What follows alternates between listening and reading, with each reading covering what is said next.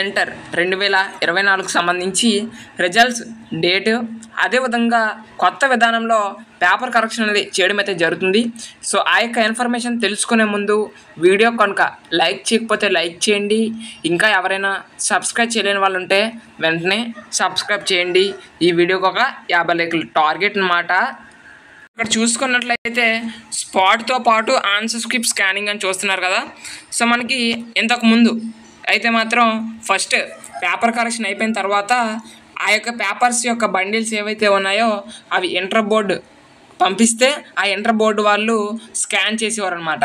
ఇప్పుడు ఆ విధానం కాకుండా డైరెక్టర్గా స్పాట్ వాల్యుయేషన్ అయిపోయిన వెంటనే ఒక మిషన్తో వాళ్ళే స్కాన్ చేసి ఇంటర్ బోర్డుకి పంపిస్తారనమాట.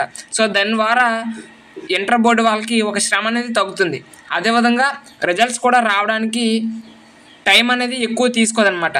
సో వాళ్ళు వాల్యుయేషన్ చేసిన వెంటనే స్కాన్ చేయడంతో ఇంటర్ బోర్డుకి భారం అనేది తప్పుతుంది. సో డైరెక్టర్గా ఇంటర్ బోర్డుకే ఈ యొక్క పేపర్స్ అనేవి స్కాన్ చేయాల్సిన అవసరం ఉండదు.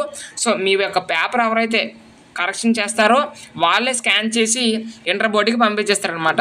సో తద్వారా టైం అనేది తక్కువ తీసుకుంటుంది. సో తద్వారా మనకి రిజల్ట్స్ కూడా చాలా త్వరగా రావడానికి అవకాశం ఉంటుంది. సో మనకి యొక్క స్పాట్ వాల్యుయేషన్ అనేది ఏప్రిల్ 4th వరకు జరగడం అయితే జరుగుతుంది కదా. సో మనకి రిజల్ట్స్కి మ్యాక్సిమం ఏప్రిల్ 2nd వీక్ స్టార్టింగ్లో లేదా 2nd వీక్ ఎండింగ్లో కానీ లేదా ఏప్రిల్ 3rd వీక్ స్టార్టింగ్లో కానీ రిజల్ట్స్ రావడానికి ఎక్కువ అవకాశం ఉంటుంది.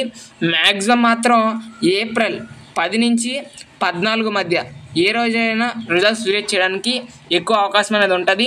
ఇంకా ఏదైనా ఇన్ఫర్మేషన్ వచ్చినా కూడా మీకైతే ఇన్ఫార్మ్ చేయడం జరుగుతుంది. కాబట్టి మన ఛానల్ అయితే సబ్స్క్రైబ్ చేయండి. Thanks for watching this video.